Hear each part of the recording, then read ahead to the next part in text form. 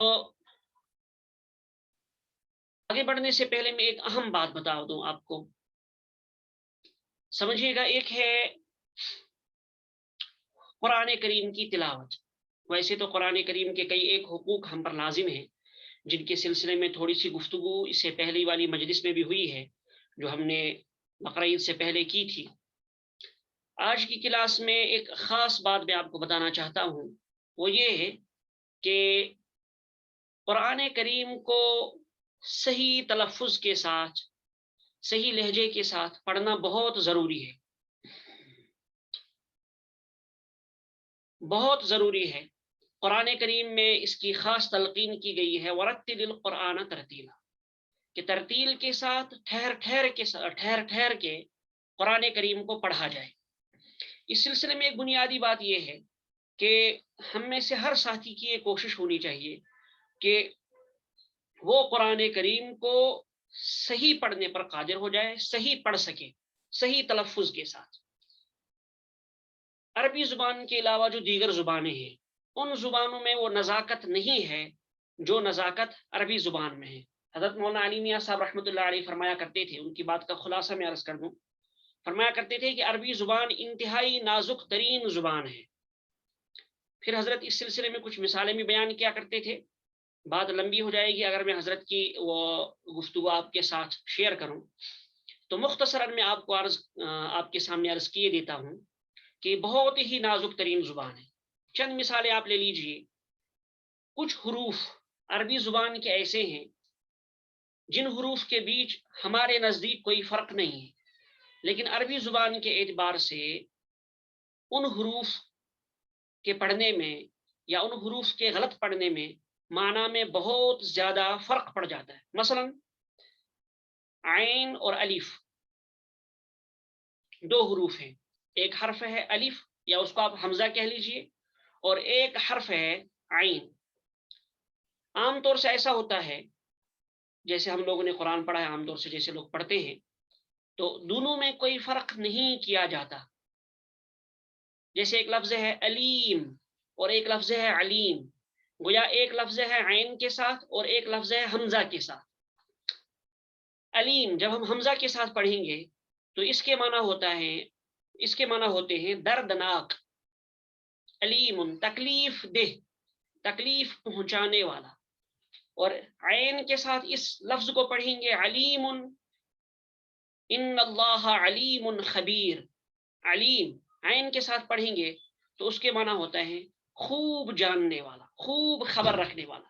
اب آپ غور کیجئے، لفظ بظاہر یکساں ہیں، علیم اور علیم، ہمارے نزدیک تو صرف حمزہ اور عین کا فرق ہے، لیکن عربی زبان کے اعتبار سے اگر ہم دیکھیں گے تو معنی میں بہت زیادہ ڈفرینس ہو جاتے ہیں، معنی بالکل کہیں سے کہیں پہنچ جاتے ہیں۔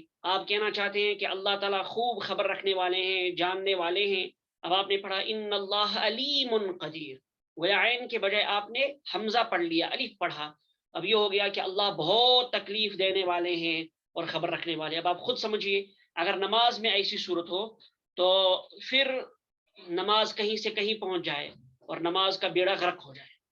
اس طرح سے بہت سی مثالیں پیش کی جا سکتی ہیں، بہت سی مثالیں دی جا سکتی ہیں۔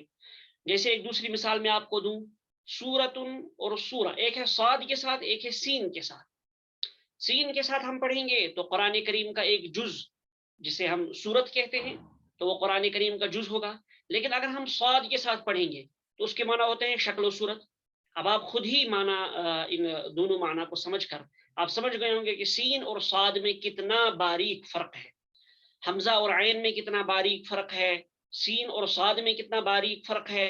اسی طرح سے قاف اور کاف، یعنی چھوٹی کاف اور بڑا قاف، قاف تو دونوں میں بظاہر کوئی فرق نہیں ہے عام طور سے جو تلفظ کیا جاتا ہے، لیکن عربی زبان کے اعتبار سے ہم دیکھیں تو معنی میں بہت زیادہ فرق پڑ جاتا ہے۔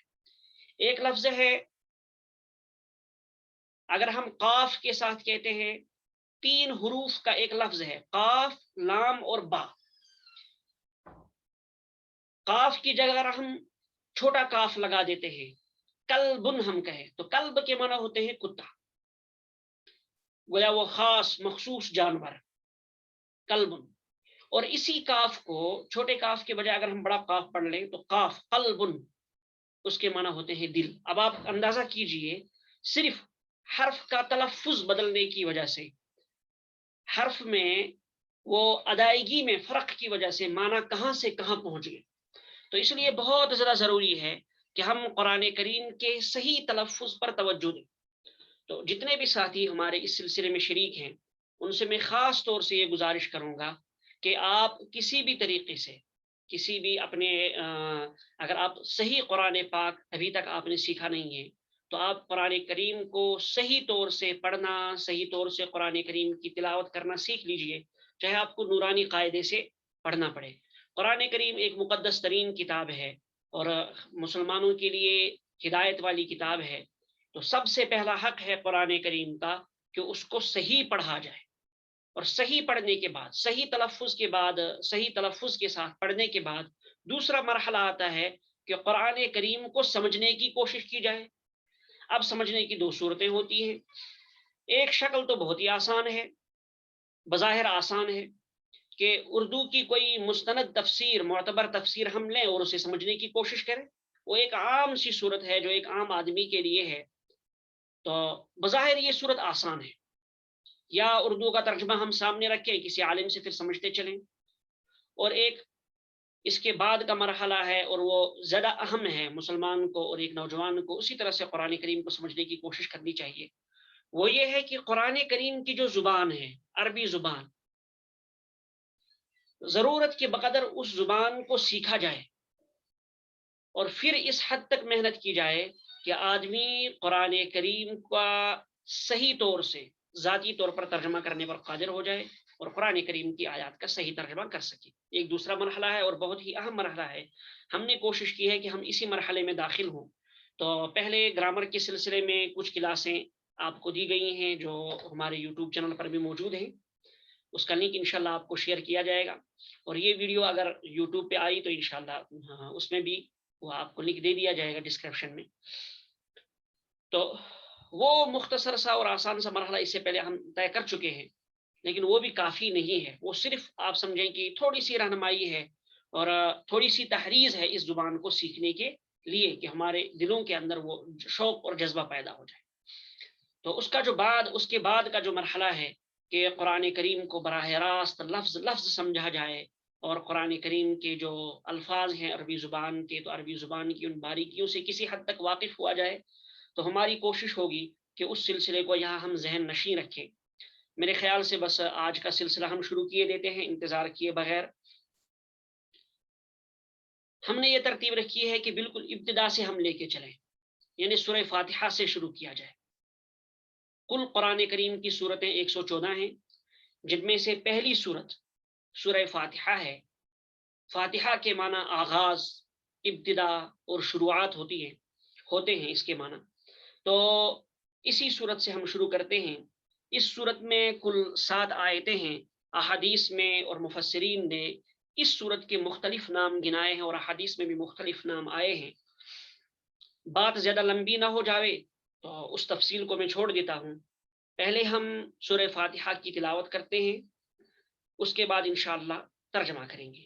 چلیے، اعوذ باللہ من الشیطان الرجیم، بسم اللہ الرحمن الرحیم، الحمد للہ رب العالمین، الرحمن الرحیم، مالک یوم الدین، ایاک نعبد و ایاک نستعین، اہدنا الصراط المستقیم، صراط الذین انعمت علیہم غیر المغضوب علیہم ولا الضالین۔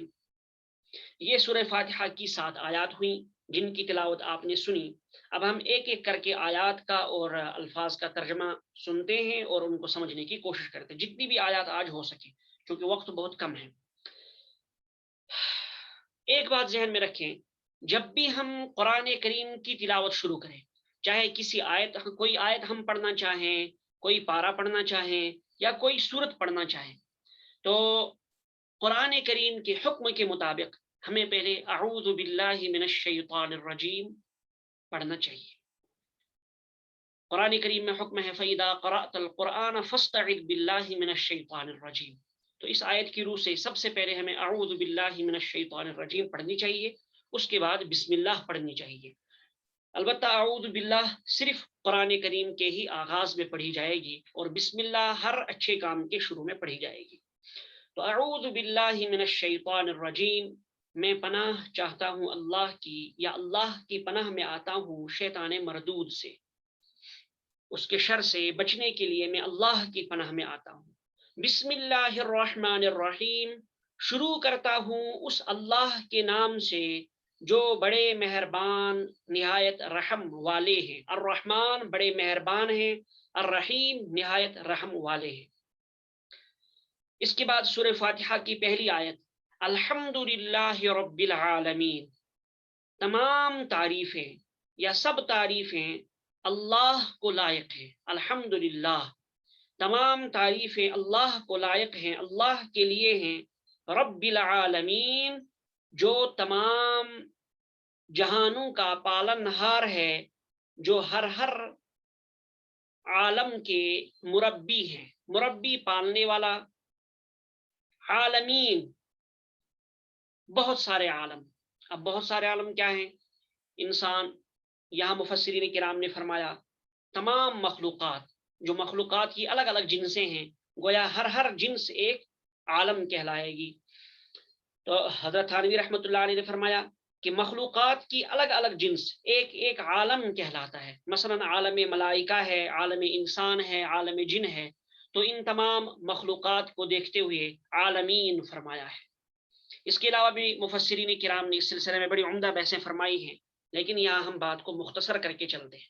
تو الحمدللہ رب العالمین، تمام تعریفیں اس اللہ کے لائق ہیں جو تمام عالموں کا رب ہے، جو تمام جہانوں کا پالنہار ہے. الرحمن الرحیم، جو بڑے مہربان نہایت رحم والے ہیں. الرحمن الرحیم، دو صفتیں یہاں ذکر کی گئی ہیں. اللہ کی سب سے پہلی صفت بیان کی رب العالمین، کہ وہ تمام جہانوں کا پالنہار ہے. گویا تمام مخلوقات پرورش پانے کے سلسلے میں اور اپنی زندگی میں محتاج ہیں اللہ تعالیٰ کی، لہٰذا عبادت کا سزاوار بھی، عبادت کے لائق بھی وہی اللہ ہے. پھر آگے اللہ کی ایک اور صفت بیان فرمائی الرحمن، اس کے بعد ایک اور صفت الرحیم. الرحمن بڑے مہربان ہیں، الرحیم نہایت رحم والے ہیں. ایک اور صفت آگے بیان کی جا رہی ہے مالک یوم الدین. مالک کے معنی مالک ہونا، یوم الدین دین کے معنی بدلہ. یوم الدین بدلے کے دن کا مالک ہے، بدلے کے دن کا مالک. یوم الدین سے کیا مراد؟ فرمایا یوم الدین سے مراد روز جزا، بدلے کا دن، یعنی قیامت کا دن، جس میں تمام انسانوں کو ان کے اعمال کا بدلہ دیا جائے گا. اس اعتبار سے اس کو یوم الدین، بدلے کا دن فرمایا. یہ بھی اللہ ہی کی صفت ہے. گویا یہاں اللہ تعالیٰ کی کئی ایک صفتیں ذکر کی گئی. پہلی صفت رب العالمین، پھر الرحمن، پھر الرحیم، پھر مالک یوم الدین، جو تمام جہانوں کا، جو بدلے کے دن کا مالک ہے، یعنی قیامت کے دن کا مالک ہے. مالک ہونے کا مطلب یعنی تمام طاقتیں، تمام قدرتیں اور تمام اختیارات اس دن اللہ ہی کو حاصل ہوں گے.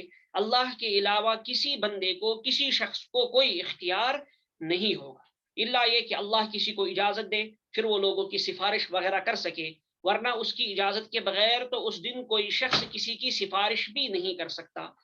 تو گویا اس دن کے تمام اختیارات اللہ ہی کو حاصل ہوں گے. دنیا میں اللہ نے اپنے بہت مخلوقات میں سے یا انسانوں میں سے بہت سے لوگوں کو کچھ نہ کچھ اختیار دیا ہے، بلکہ ہر مخلوق کو کچھ نہ کچھ اختیار دیا ہے، لیکن روز جزا میں، قیامت کے دن میں سارے اختیارات اللہ ہی کے پاس ہوں گے. یہاں تک تو اللہ تعالیٰ کی تعریفات ہوئیں جو اللہ نے ایک بندے کو سکھائی کہ وہ کیسے اللہ کے سامنے اپنی دعا کا آغاز کرے. اس لیے کہ جو بعد کی آیت ہے اس میں گویا بندہ پہلے اپنی عبادت کو اللہ کے سامنے پیش کرتا ہے کہ اللہ میں آپ ہی کی عبادت کرتا ہوں، آپ ہی سے مدد چاہتا ہوں. پھر کچھ دعائیں کرتا ہے، خاص طور سے ہدایت کے لیے، اپنی ہدایت کے لیے اور حسن خاتمہ کے لیے دعا مانگتا ہے. یہ ساری چیزیں اللہ تعالیٰ نے اپنے فضل و کرم سے سکھلائی.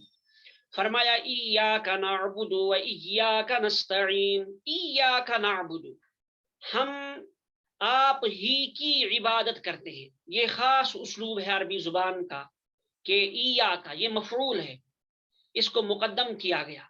تو مفعول کو مقدم کرنے کی وجہ سے ہماری زبان میں وہ اصطلاح میں اس کو ہم کہتے ہیں حصر پیدا ہو گیا، یعنی یہ کام صرف آپ ہی کے لیے ہے، آپ کے علاوہ کسی اور کے لیے نہیں ہے. جیسے یا فرمائے ایاک نعبد، ہم آپ ہی کی عبادت کرتے ہیں، و ایاک نستعین، اور ہم آپ ہی سے مدد مانگتے ہیں.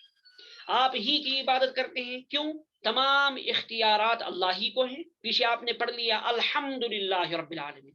جتنی بھی تعریفات ہو سکتی ہیں، جتنی بھی خوبیاں ہو سکتی ہیں، وہ ساری کی ساری خوبیاں صرف اور صرف اللہ تعالی کی ذات میں موجود ہیں. لہذا تمام تعریفات اسی کی ہوں گی. جب تمام خوبیوں کا مالک وہی اللہ ہے، لہذا لازمی طور سے عبادت بھی اسی کی ہونی چاہیے، اور مدد کے لیے ہاتھ بھی اسی کے سامنے پھیلائے جانے چاہیے. اس کے علاوہ کسی اور کی عبادت نہ کی جائے، کسی اور سے مدد طلب نہ کی جائے. جیسے اس کی ایک آسان مثال سمجھیں. آپ نے کوئی خوبصورت کپڑا دیکھا، بہت عمدہ سلا ہوا کپڑا دیکھا، یا کوئی بہت عمدہ چیز آپ نے دیکھی، تو آپ کہتے ہیں ماشاء اللہ کیا شاندار چیز ہے. اگرچہ بظاہر آپ اس چیز کی تعریف کرتے ہیں کہ کیا اچھی سلائی ہے، کیا عمدہ طریقے پر اس کو تیار کیا گیا ہے. گویا آپ کا یہ کہنا کہ عمدہ طریقے پر تیار ہوئی ہے، اچھی طرح تیار ہوئی ہے، یہ اس بنانے والے کی آپ تعریف کرتے ہیں جو اس چیز کو تیار کرنے والا ہے یا اس کا ڈیزائنر ہے. اب دیکھیے، تمام مخلوقات میں سے بہترین مخلوق اور سب سے عمدہ ترین بناوٹ کے اعتبار سے بھی، ہر اعتبار سے انسان ہے. لقد خلقنا الانسان فی احسن تقویم.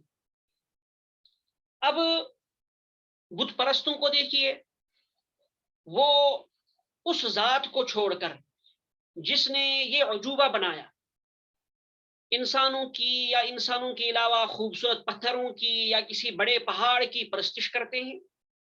گویا قرآن کریم کی ان آیات میں بتایا گیا کہ یہ تمام چیزیں پرستش کے لائق نہیں ہیں، اس لیے کہ اگر ان چیزوں کے اندر کوئی خوبی ہے، کسی انسان کے اندر کوئی کمال ہے، تو اس انسان کا وہ ذاتی کمال نہیں ہے، بلکہ اللہ کا عطا کردہ کمال ہے. اس لیے کہ تمام تعریفات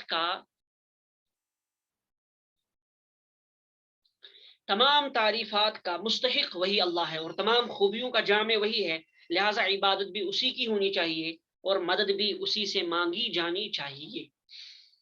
بہرحال فرمایا ایاک نعبد و ایاک نستعین. گویا ایک بندہ یہاں اپنی درخواست اللہ کے سامنے پیش کرتا ہے، اور اس سے پہلے کہتا ہے کہ اے اللہ، میرا آپ کے ساتھ یہ معاملہ ہے. آپ کے اندر چونکہ تمام خوبیاں ہیں، تمام خوبیوں کے آپ مالک ہیں، آپ جامع ہیں، اس لیے میں کہتا ہوں کہ میں آپ ہی کی عبادت کرتا ہوں، اور آپ کے سوا کسی اور سے مدد نہیں مانگتا. پھر اس کے بعد وہ دعا جو یہاں قرآن کریم نے سکھائی، وہ دعا بندہ اللہ کے سامنے مانگتا ہے. کیا دعا مانگتا ہے؟ اہدنا الصراط المستقیم، دکھا دیجئے ہم کو سیدھا راستہ، بتلا دیجئے، اہدنا دکھائیے ہم کو، الصراط المستقیم سیدھا راستہ، رہنمائی کیجئے ہماری سیدھے راستے کی جانب.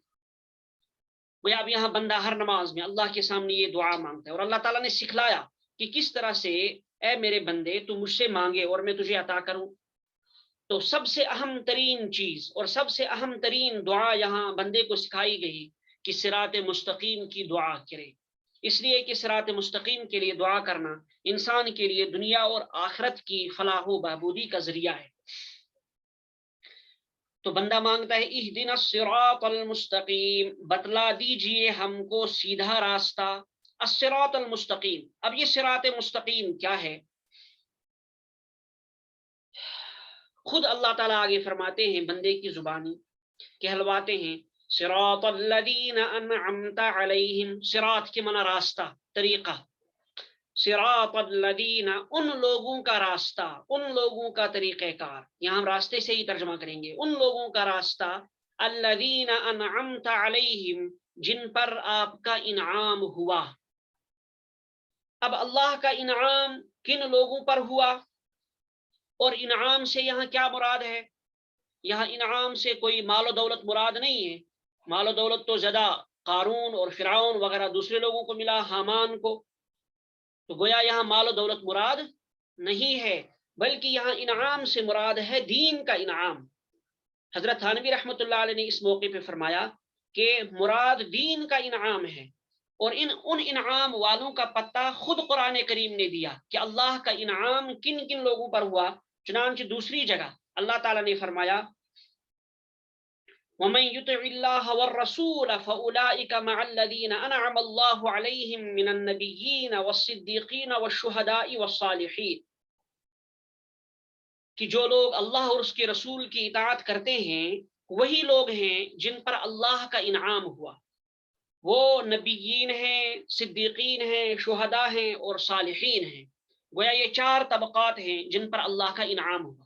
تو جن لوگوں کا یہاں قرآن کریم نے تذکرہ کیا وہ لوگ ہیں جن کو اللہ تعالیٰ نے دین کے اعتبار سے سیدھا راستہ دکھایا. معلوم ہوا انعام سے یہاں مراد ہے دین کا انعام. گویا ہم اپنی ہر نماز میں اللہ تعالیٰ سے اس بات کی دعا کرتے ہیں، اے اللہ ہمیں انبیاء والا راستہ دکھا دیجئے اور ان لوگوں والا راستہ دکھا دیجئے جن پر آپ نے دین کے اعتبار سے انعام کیا. تو بہرحال یہاں آپ سمجھ گئے انعام سے کیا مراد ہے، دین کا انعام. صراط الذین انعمت علیہم، ان لوگوں کا انعام جن پر ان لوگوں کا راستہ جن پر آپ کا انعام ہوا، جن پر آپ نے انعام کیا، احسان فرمایا. غیر المغضوب علیہم ولا الضالین، غیر المغضوب علیہم، نہ کہ ان لوگوں کا راستہ، المغضوب علیہم جن پر آپ کا غضب نازل ہوا، ولا الضالین اور نہ ان لوگوں کا راستہ جو راستے سے بھٹک گئے، جو گمراہ ہوئے.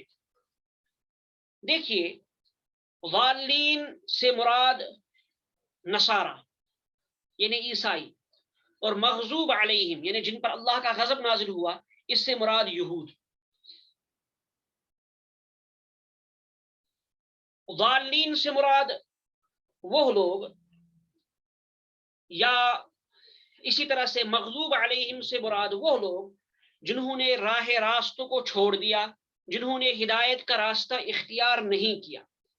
اب ہدایت کا راستہ اختیار نہ کرنے کی دو وجہیں ہو سکتی ہیں. ایک وجہ تو یہ ہے کہ آدمی نے تحقیق نہیں کی، ہدایت کے راستے کو تلاش کرنے کی کوشش نہیں کی، اس تک پہنچنے کی کوشش نہیں کی، گویا جاہل رہا، ناواقف رہا حق کو تلاش کرنے سے. ان کا تذکرہ کیا قرآن کریم میں ضالین کے لفظ سے. گویا ضالین سے وہ لوگ مراد ہیں جنہوں نے ہدایت کے راستے کے لیے کوئی تلاش نہیں کی، ہدایت کا راستہ انہوں نے تلاش نہیں کیا. یہ تو ہو گیا ضالین، گمراہوں کا راستہ. اس سے مراد عیسائی ہیں، نصارہ ہیں، جیسا کہ میں نے آپ کو بتایا. اور دوسری وجہ یہ ہو سکتی ہے کہ آدمی کو تحقیق ہے، آدمی اچھی طرح سے جانتا ہے کہ ہدایت کا راستہ کیا ہے، حق کیا ہے، ناحق کیا ہے، لیکن جاننے کے باوجود بھی وہ سیدھے راستے پر نہیں چلتا، گمراہی کا راستہ اختیار کرتا ہے، چاہے خواہشات کی وجہ سے یا کسی لالچ کی وجہ سے، مال و دولت کی لالچ کی وجہ سے، یا دنیا میں کوئی منصب پانے کی لالچ کی وجہ سے، کسی بھی لالچ میں وہ ہدایت کے راستے کو چھوڑ دیتا ہے اور گمراہی کا راستہ اختیار کرتا ہے. تو یہ صورت زیادہ خطرناک ہے کہ جاننے کے باوجود اس پر عمل نہیں کیا. ان کا تذکرہ کیا قرآن کریم میں المغضوب علیہم، یعنی وہ لوگ جن پر اللہ کا غضب نازل ہوا. مفسرین کرام نے فرمایا مراد اسے یہود ہیں، یعنی ایسے لوگ جو اچھی طرح سے جانتے تھے ہدایت کے راستے کو، لیکن اس کے باوجود انہوں نے ہٹ درمی کی وجہ سے یا کسی اور وجہ سے ہدایت کے راستے کو چھوڑ دیا. میں نے آپ کو بتایا کہ مفسرین کرام کی رائے یہ ہے، اکثر مفسرین کی، کہ مراد اسے یہود اور نصارہ ہے، بلکہ بعض روایات میں بھی اس کی صراحت ہے.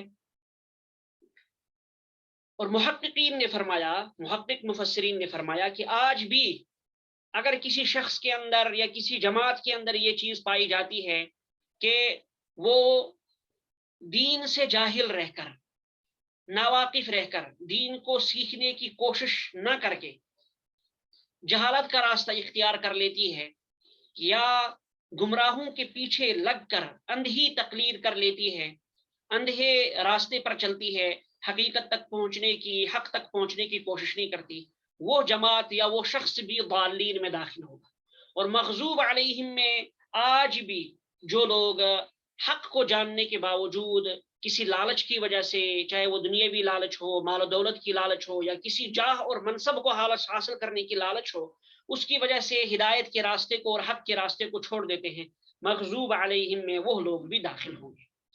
حدیث پاک میں ہے کہ سورہ فاتحہ کے مکمل ہونے کے بعد آمین کہی جائے۔ نبی کریم صلی اللہ علیہ وسلم نے نماز میں بھی اس کی تلقین کی، اور خود بھی آپ علیہ الصلوۃ والسلام سورہ فاتحہ کے مکمل ہونے پر آمین فرمایا کرتے تھے، اس لیے کہ آخر میں جو دعا ہے اہدنا الصراط المستقیم صراط الذین انعمت علیہم غیر المغضوب علیہم ولا الضالین، بہت ہی اہم ترین اور جامع ترین دعا ہے جو بندہ اپنے رب سے مانگتا ہے کہ ہدایت کا راستہ اللہ ہمیں عطا کرے، اس لیے یہاں تلقین فرمائی گئی کہ آمین کہہ لیا کرے۔